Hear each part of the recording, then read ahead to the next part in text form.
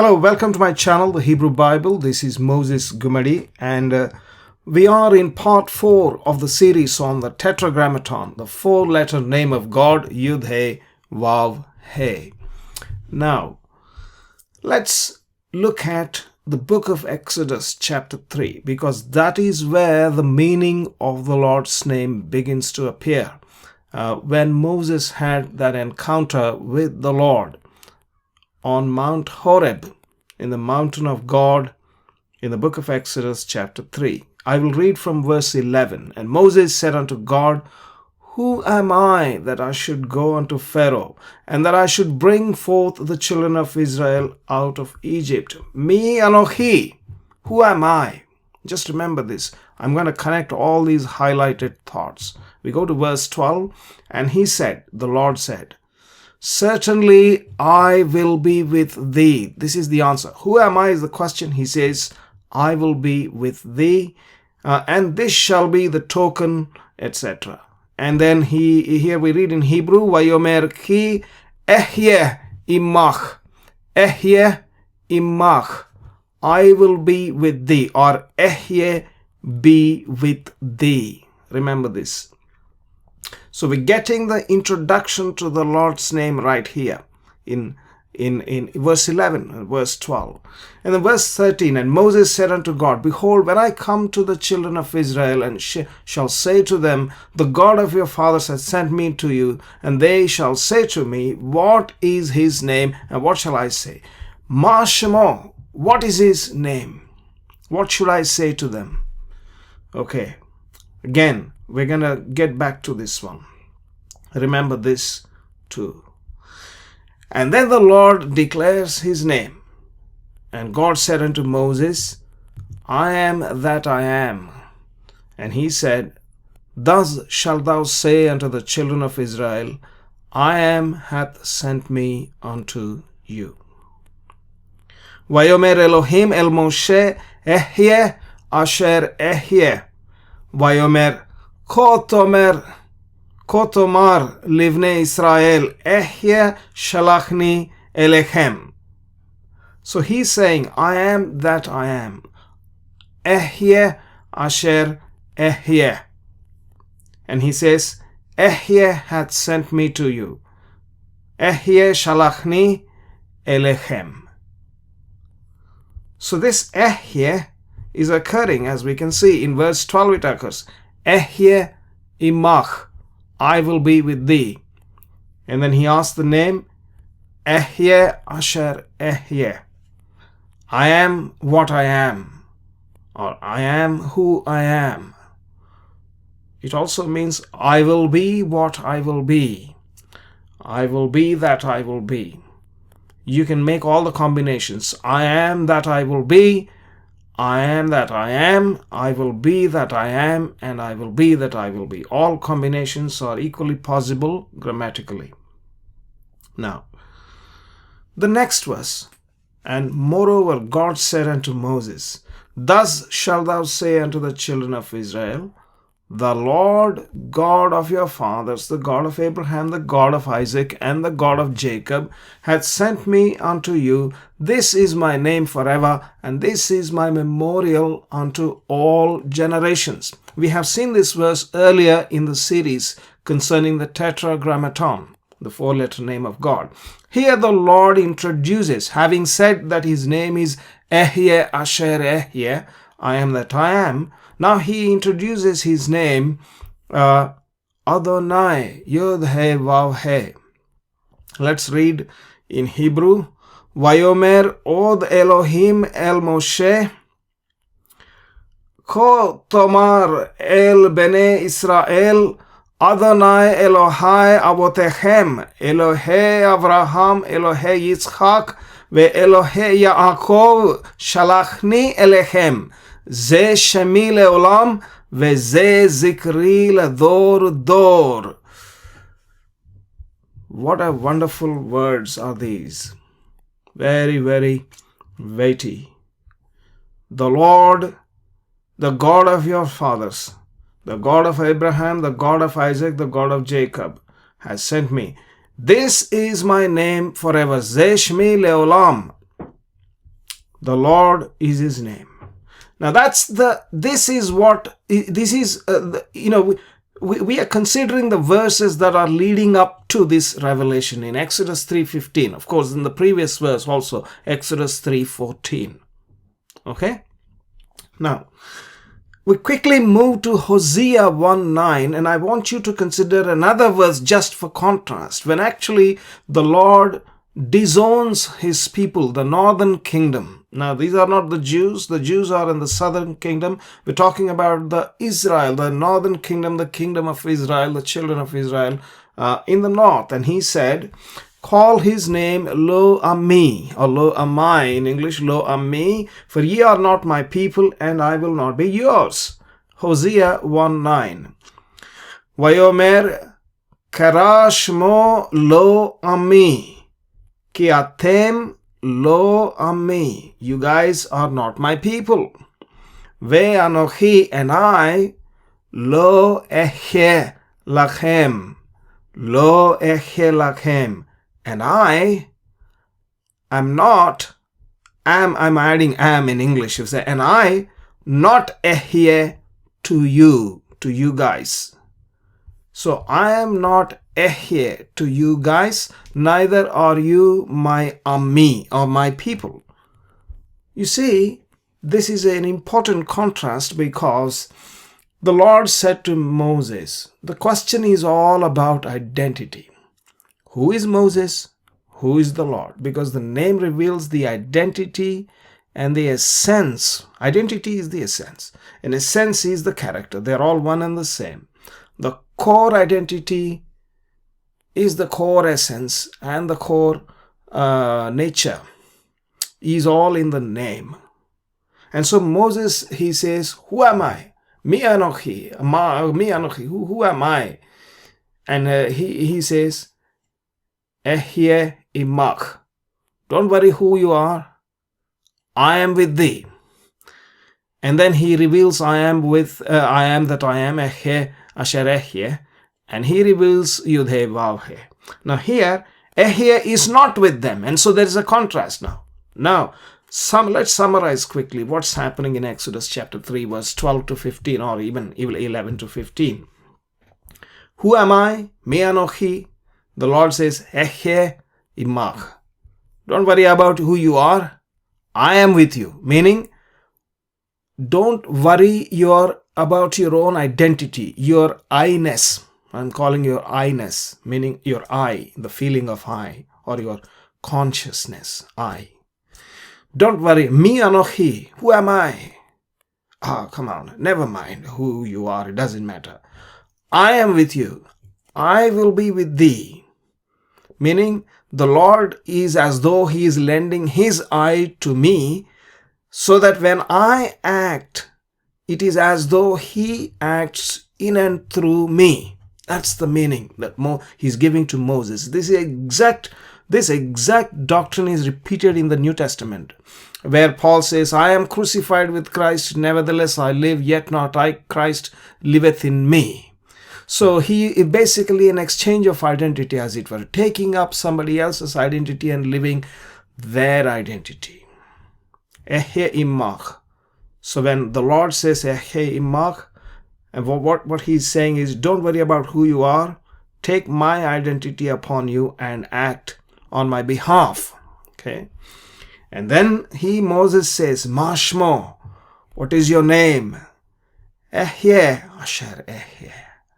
Whatever I am, that I am, don't you worry. That is one meaning. Surely, in other words, the transcendent cannot be named. The transcendent one cannot be named because you don't know anything about him. There is something that we know about him, that is the manifest. See, God is transcendent, manifest, and immanent. Immanent as in pervading everywhere, every atom, every quark. Okay. What we experience are his attributes, or his energies, as the Orthodox Church people call, or his manifestation we see and we experience him in this world. But beyond the world, beyond a boundary, we cannot see him, we cannot perceive him, and in that, he doesn't have a name. but he has a name only in Revelation as related to us. Hayah Asher Hayah, therefore, is a very loaded term. He basically is telling, I am who I am. Don't you worry about it. And so,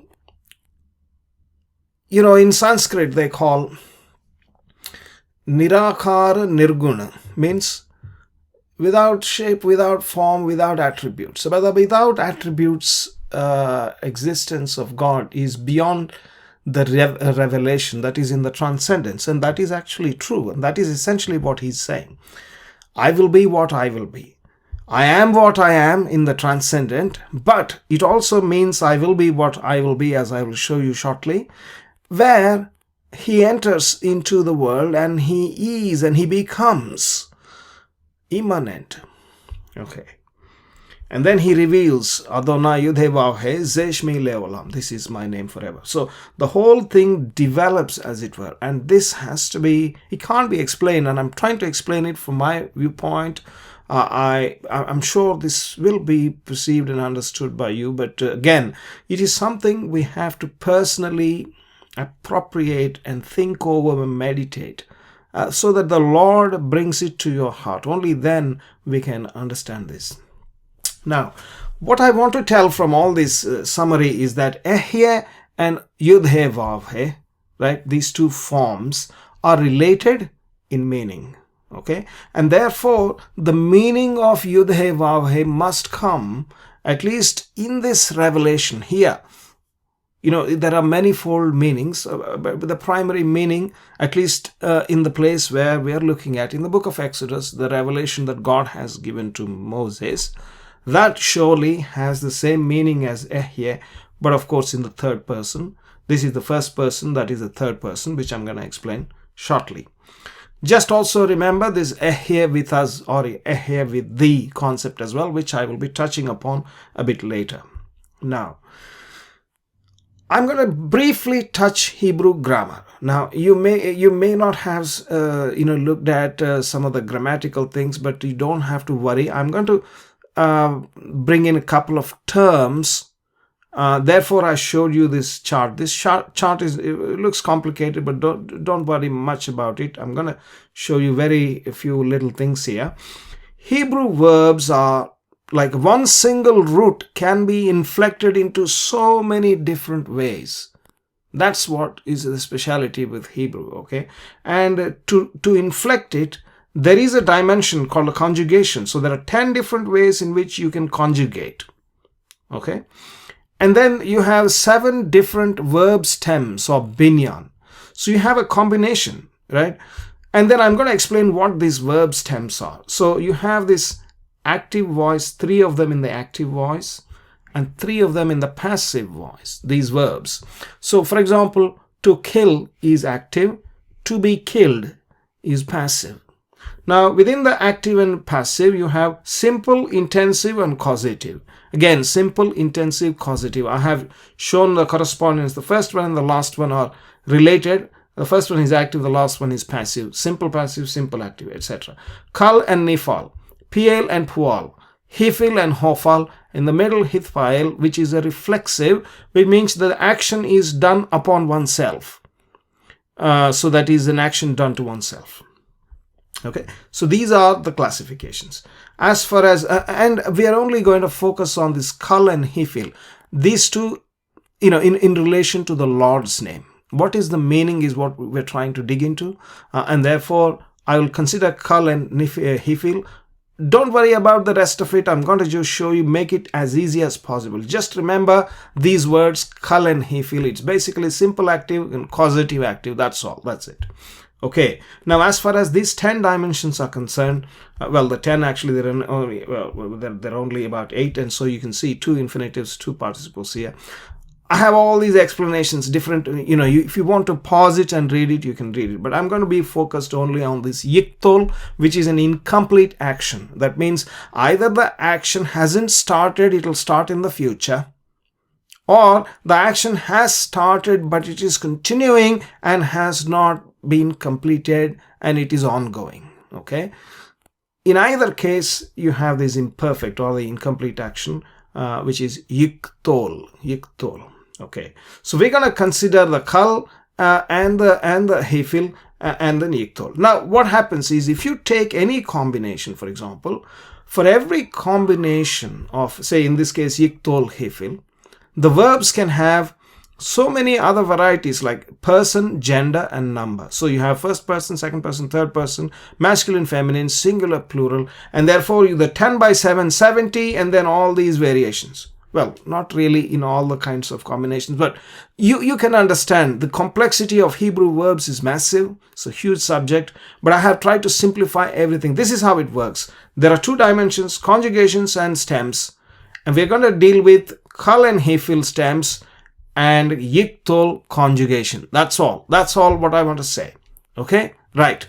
Now, kal Yiqtol combination. Kal and Yiqtol combination of the verb Hayah. There is a root verb called Hayah, which can be inflected in so many different ways. We are only considering now kal and Yiqtol, and that too masculine. Right, in the previous chart I said it has a first person, second person, third person, feminine, masculine. I'm going to consider the masculine and the first person and the third person. That's it. Only two. First person masculine, third person masculine, singular. First person masculine, singular. Third person masculine, singular. Those are the two. Hayah is first person masculine singular of kal Yiqtol, of the Hayah root verb. Okay, what does it mean? It means the root verb Hayah means to be or to exist, to be. And so if you inflect this verb into the kal Yiqtol, first person singular masculine, then it becomes Hayah. Hayah, according to Hebrew grammar rules. You can check with any scholar. Hayah. Now, if you make the same word in the third person, Hayah means I am or I will be. Why is I am and I will be? Because it is Yiqtol, that means imperfect, ongoing action. The action is not complete. If you are, you continue to be, and therefore you still are. And so it is imperfect. You will be, still in the future, it's imperfect. So in both cases, it is imperfect. Now, if you flip this into the third person, I am becomes he is, and I will be becomes he will be. And that is Yihyeh. Yihyeh. So the only thing that has changed here is this aleph becomes yod. Okay? Right. This is the verb Hayah. Now, you have already seen the word Hayah. Remember the Lord said, Hayah, Hayah, Asher Hayah. He told Moses, Hayah imach, I will be with thee, or I am with thee, on a continual basis. Hayah imach, I will be with thee. This is the verb that he is using in the first person. Now, this verb Hayah has a variant called Havah. Oh, by the way, this H1961 is the Strong's number. H1933 is another Strong's number for Havah. It also means to be. It is identical in meaning, except that yod becomes a vav. That's all. And the sound changes, that's all, but that root word itself is exactly the same. Hayah and Havah are the same. Now, what happens to Hayah and Yihyeh? It becomes YHWH and YHWH. YHWH and YHWH. What is the meaning? The meaning hasn't changed. I am or I will be, or he is and he will be. Now look at this. Yod, He, Vav, He. That is the derivation of the four letters, taking it out of the grammar, right? Grammatically. Yehweh is how you would pronounce, if you take it grammatically, as kal Yiqtol, third person, masculine, singular. Yehweh. He is or he will be. from the verb Havah, to be. Now, there is a slight change that we can do. Instead of kal, if I do Hiphil. Now, kal is simple active, as I said previously. Now, Hiphil is causative active. What is the difference? If you do Hiphil, instead of I will be, it becomes I cause to be. So, if it is say I kill, then you cause to kill. That's the way.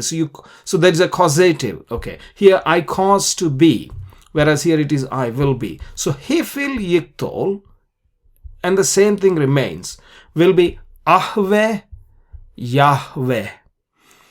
This is where the scholarly definition of Yahweh comes, or Yahweh. They pronounce this letter Vav as W, and they say Yahweh or Yahweh. Yahweh. Now this word is how they say the name must be pronounced. Again, we have a YHWH. So where is this Yud coming from? It's coming from the Havah, the word to be. However, now you would have seen the difference. There is a meaning. If you make the name as Yahweh, then it is he is or he will be. Whereas if it is Yahweh, then he causes to be. Now, what I did is, can I find these two in the Bible? Well, not, of course, we can find the Lord's name, YHWH, with these vowels. Okay, can I find anything similar? I find something very similar, and this is, there are a couple of words looking similar but slightly different in the Bible, which I think are worth mentioning. For example, this one, Ahava.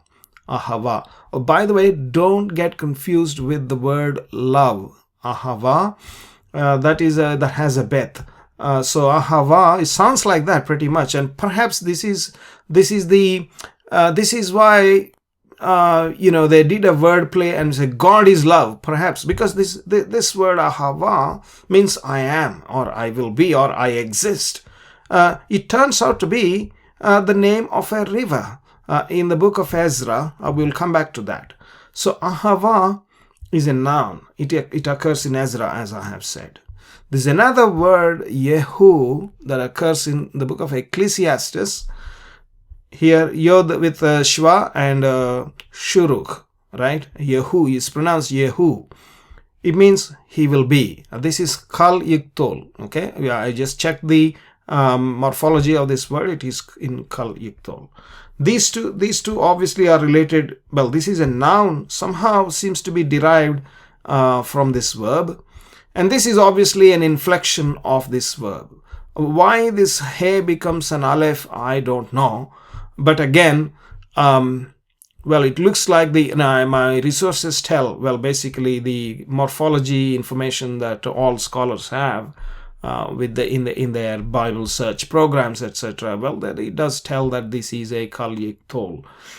Okay, my source is Blue Letter Bible. If you open that and click the Hebrew text in Ecclesiastes 11:3, you can see the morphology for this is Kal Yiqtol, Yiqtol or imperfect. Now, this is where it occurs. Havah occurs in Ezra 8:15. Havah is a river. Well, actually, a river that runneth to Havah. There are a couple of other verses down below. If you read that, you will. It actually says river Havah. It could be a place or it could be a river. Now, this is in Ecclesiastes. If the clouds be full of rain and they empty themselves upon the earth, and if the tree fall to the south or toward the north, or in the place where the tree falleth, there it shall be. The it shall be. There is no it in Hebrew. Basically, you have things in the masculine or the feminine, and that's it. And so, there are a few nouns that are common, but otherwise, here we read Yehu. Yehu is the third person, masculine, singular, Kal Yiqtol of to be. And so it shall be is Yehu. That's the word. That's the word that I have shown in the previous thing. These are, whether they are very close to the verb we are considering. So the question then is, what is the meaning of the name YHWH? So we have two things at least now we have derived from grammar. One is kal and the other is hiphil. The one on the left is Yahweh, is I cause to be, is hiphil. So the vowels are, see this patach Yahweh. This is Yahweh. These two sounds are different. Yahweh, Yahweh. Yahweh is hiphil, I cause to be, whereas Yahweh is he is and he will be. So which one? Perhaps both. I mean, there's no doubt he causes to be, but I tend to go with this one. Why? Because this is the conjugation. Kal conjugation is the conjugation that was used in the book of Exodus chapter 3, Ehyeh asher ehyeh, right? And in that context, the Lord flips the first person Ehyeh into the third person Yihyeh. Instead of saying Yihyeh, it is Yahweh, because the Hayah becomes the Havah, and he has done that. Well, I'm not suggesting this is the pronunciation, but the meaning perhaps is definitely this. That much we can say. And I will tell you why. I mean, I'm not discounting this meaning. This meaning also is true. This meaning is true.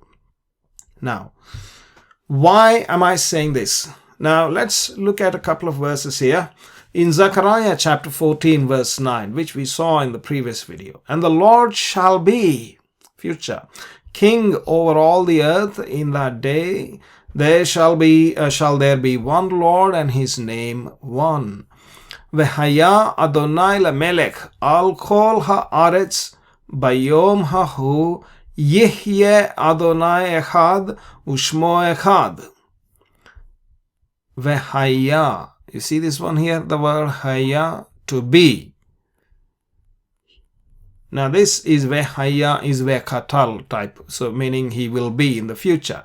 In he will be, the Lord will be as a king, Lamelech. Al kol haaretz, over all the earth. Because today not everyone accepts him as a king, although he is the king. So this what he is saying is, he will be the king. And his name one. And in that day, said Bayom Hahu, in that day, Yihyeh Adonai Echad. There will be one Lord.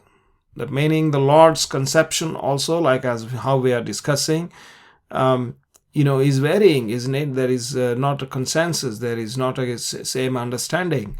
But on that day, there shall be one Lord and his name one. Bayom hahu Yihyeh Adonai Echad Ushmo Echad. His name shall be one. Here you see Yihyeh. This is he will be. He will be. This is what we saw earlier. And instead of taking the verb Hayah, if you take Havah, it will be Yihweh instead of Yihyeh. In fact, there are some rabbis who say that this verse is, secretly indicating that his name shall be Yihyeh in the future. Well, we don't know about that, but you can see how they have, come up with that sort of a conclusion, because this is playing on the words here. Okay, and this is another reason why I think the kal conjugation, and with that Yahweh rather than Yahweh, which is to he causes to be. Well, he causes to be, no one disagrees with that. But rather, he is or he will be. When he causes something to be, he is present in that which is caused to be. Therefore, he himself is there present within it. Thus, he will be. Okay? That is what must not be missed. So it is not just that another existence he is creating apart from him with having no connection with him, but if he creates another existence like us, he has to be present in that within. Otherwise, it cannot retain its existence. That is the point. And therefore, that is how he will be. He will be. And that is the reason I prefer the first, the kal conjugation. Now, another thing that I wanted to show is, this is just a side note, but this might help us in the overall understanding. There is a passage in the book of Isaiah chapter 42 verse 8. It says, I am the Lord, that is my name, and my glory will I not give to another, neither my praise to graven images. Okay, now look at the first sentence. I am the Lord, that is my name. So then in English we would think that I am YHWH, that is my name, meaning YHWH is my name. Yes, of course, that is the meaning. But if you read it in Hebrew, Ani YHWH, Ani Adonai, Hu Shemi. Hu Shemi. This Hu is a masculine pronoun. Masculine third person pronoun. He. So I, you, and he. I is first person, you is second person, he is third person, or she is the third person. So Hu, this pronoun, He, Vav, Aleph, is a third person masculine pronoun. He's saying, Hu Shemi, or he is my name. Who, or let's say, who is my name. Who means not English who, the Hebrew who, the pronoun is my name. Or that, or he. Sorry if you're getting confused with that. Hu Shemi kind of is a word play indicating my name. You can link this to this bit. That is my name. He's saying this is also my name. That's an indication he's giving in this. And this, some of the Jewish rabbis do recognize that. Well, that is not the only place. In many places he says, I am he. In fact, in the New Testament, there are places where Yeshua, Jesus said, I am he. In Deuteronomy 32:39, and many other places in the book of Isaiah, the Lord says, I, even I am he. Ki ani hu, I am he. Oh, ani hu, I am he. Oh, the he is the other person. I am me. What do you mean by I am he? You are who? You see, think about it. I am he. So what he's saying is, the one who is speaking is the manifest one, the one who has manifested himself and speaking, therefore, to the people, to the prophet. He is saying, I am he, who? The transcendent one.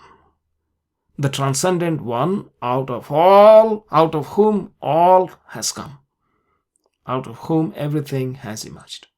I am he. I and my Father are one. That is the word. Ani hu. So there is a word play again, Ani hu. Or you can say, I am Moses. I say, Ani Moshe, or whatever name. He says, Ani hu. And that is a pronoun, but you can treat it as a name as well. Okay, why am I saying all this? You see, it could be I am he, I am that. That what? That which is. Or he who is. Who is he who is? He who is YHWH. He is, he exists, he will be. You see, all these names are pointing to the philosophical being, as it were, being and existence, the true being, the root and the ground of all being and the ground of all existence. Nothing can exist without YHWH. Meaning the entire exists. It is like saying that a book can exist without quarks or protons, electrons and neutrons. Without them, a book cannot exist, a computer cannot, nothing can exist, because everything is built with those fundamental particles. In the same way, without YHWH, nothing can exist, because he is everywhere and he gives the existence to everything. That is the depth of that meaning. So he is the being. He is not only the being, he is also the becoming. Because he says, I will be that I will be. Ehyeh asher ehyeh. I will be what I will be. Okay. Now let's consider this. What is, what has been, and what will be. This is the Yiqtol, right? Yiqtol is imperfect. it is, it shall be. What is, what has been, what will be. If you consider these three tenses, in Hebrew, this phrase doesn't occur in the Bible, but there is a Jewish song they sing. Vehu Hayah, Vehu Hove, Vehu Yiqtol, etc. They sing that. Hayah, Vehove, Veyiqtol. He was and is and he shall be. Sorry, I'm reading from the right to the left here. Okay, he was and is and he shall be. Hayah, Vehove, Veyiqtol. These letters, if you just rearrange them, you can see Yud He Vav He come in 3 times in this sentence. Hayah, Vehove, Veyiqtol. Now, that is what he is. Total existence, total being. Now, a similar notion is expressed in the book of Revelation several times. This is one of the verses. It says, I am Alpha and Omega, and the beginning and the ending, saith the Lord, who is, who was, and who is to come. It's the same thing. He was, he is, he shall be. Okay. Now, what is, what has been, and what will be? Or if I say what is, what has always been, and what will always remain to be, is the truth. So truth is what is. Okay, and that which is not, that which never has been, and that which never will be is falsehood. Okay, here is the connection between being and existence and truth and falsehood. Truth is what? What is, what has been, and what will be. And falsehood is what is not, what has never been, what will never be. That is total falsehood, non-existent falsehood. Now, what appears to be? What appears to be, but it has not been before and will not be in the future. What do you call this one? This is a temporal thing. And a temporal thing is just a fleeting reality. It's just a temporary, hazy reality, not ground reality. And this world is that sort of a thing. It is not ground reality. The temporal shall not be. The temporal might look like as though it is. Well, it may be. So this is the problem with the materialists. They think that this is the real reality. Oh, we're going to do experiments and measure and everything. Yeah, this is the hard, real substance we've got. I can punch something and see. And that book is there. It's very solid. And this. Well, physicists will tell you nothing is solid. Things appear to be solid because of a physical principle, kind of Havah principle or something like that. There's one of the physical. It doesn't come to my mind right now. Pauli's exclusion principle. So, what appears to be is not the hard reality. It appears to be. It has not been, and it will not be. So creation is temporal. The voice said, cry, in the book of Isaiah, the temporal shall not be, is what we're saying. The voice said, cry, and what he said, what shall I cry? All flesh is grass, and all the goodliness thereof is as the flower of the field. The grass withereth, the flower fadeth, but the word of the Lord shall stand forever. Kol habasar chatzir. All the flesh is grass. So here is the thing. Why does the Lord hate the proud?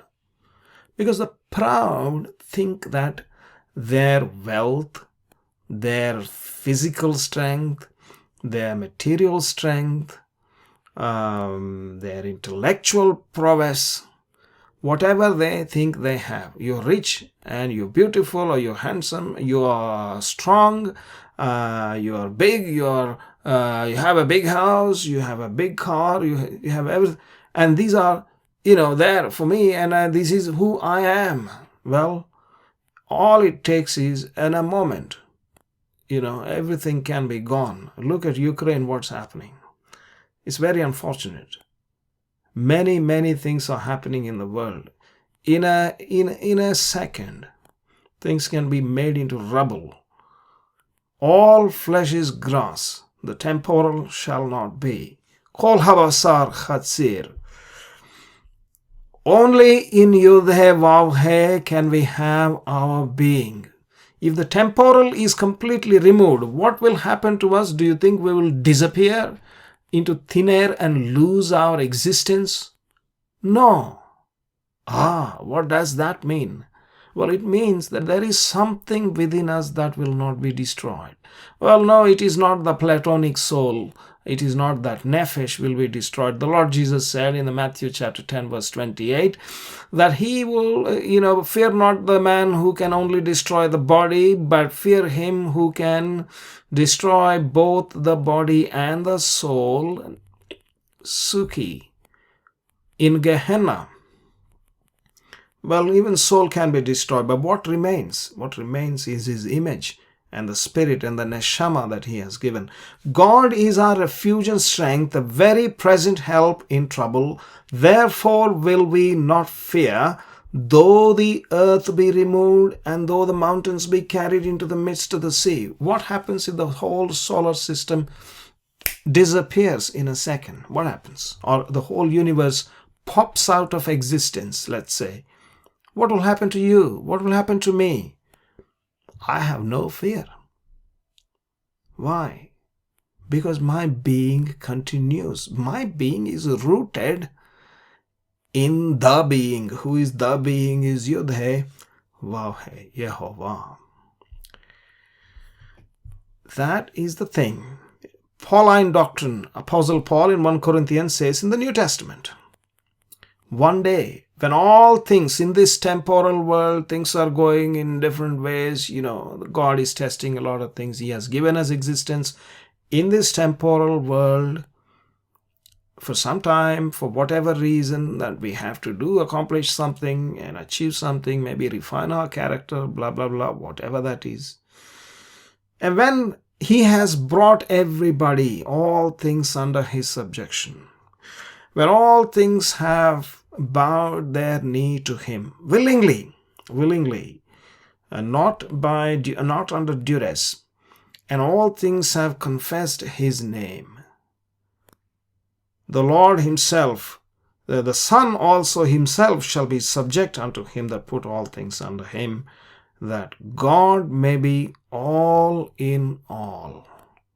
The only true existence will remain, all the temporal will be gone, and we will have our existence within him purely without any evil inclination. All evil will be put out.